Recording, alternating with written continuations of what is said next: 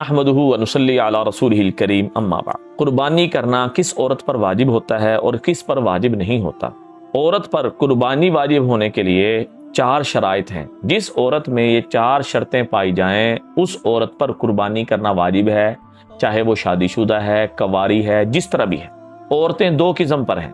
بعض عورتیں وہ ہیں جو نوکری کرتی ہیں، جن کے ہاتھ میں پیسہ ہوتا ہے یا بینک بیلنس ہوتا ہے، اور بعض عورتیں گھریلو ہوتی ہیں جو نوکری وغیرہ نہیں کرتی، ان کے پاس پیسے بھی جمع نہیں ہوتے، لیکن ان کے پاس سونا ہوتا ہے۔ کسی کے پاس آدھا تولہ، کسی کے پاس 1 تولہ، یا ایسا سونا بھی ہوتا ہے جو انہوں نے اپنی بچیوں کے لیے بنا کے رکھا ہوتا ہے، یا بچیوں نے خود اپنے لیے تیار کر کے کوشش کر کے محنت کر کے مزدوری کر کے تیار کیا ہوتا ہے۔ نمبر 1 شرط، اگر یہ عورت مسلمان ہے اور آزاد ہے، مقیم ہے، صاحب نصاب ہے۔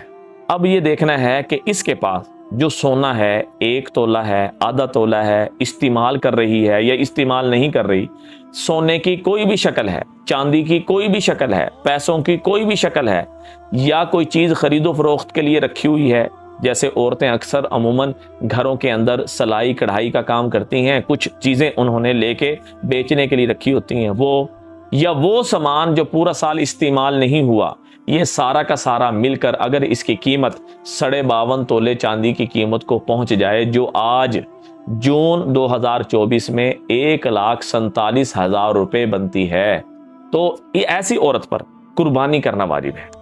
چاہے یہ شادی شدہ ہے، کنواری ہے، بالغ ہے، جس طرح بھی ہے، اس کے ذمہ قربانی کرنا واجب ہو گئی۔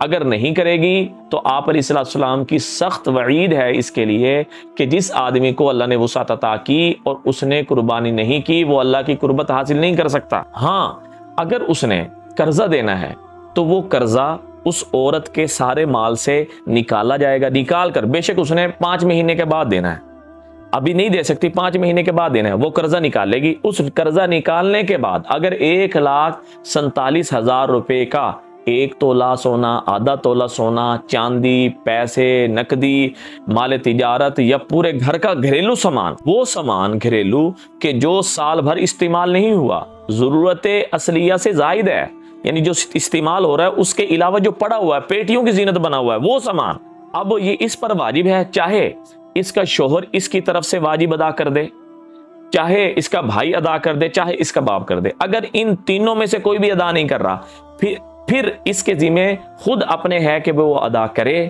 اگر نہیں کرے گی تو یہ اس کے لیے سخت وعید ہے کہ جو اللہ کے احکامات کو توڑتی رہتی ہے، کل قیامت کے دن اللہ کے سامنے ایسی حالت میں حاضر ہوگی کہ اللہ اس سے ناراض ہوں گے، اور اس کے ذمہ قربانی کرنا واجب رہے گا۔ اگر قربانی کے یہ 3 ایام گزار لیتی ہے اور قربانی نہیں کرتی، بعد میں اس کی قضا کرے گی۔ اور عورت قربانی کی قضا اس طرح کرے گی کہ قربانی کے ایام گزرنے کے بعد متوسط درجے کا جانور یا حصے کے پیسے صدقہ کرنا ہوں گے۔ لہٰذا یہ عورت پر قربانی واجب ہونے کی شرائط تھی، کس پر واجب ہوتی ہے اور کس پر واجب نہیں ہوتی، تو آپ کے سامنے بیان کر دی۔ صدقہ جاری سمجھ کے شیئر کریں، دعاؤں میں یاد رکھیں۔ السلام علیکم ورحمۃ اللہ وبرکاتہ۔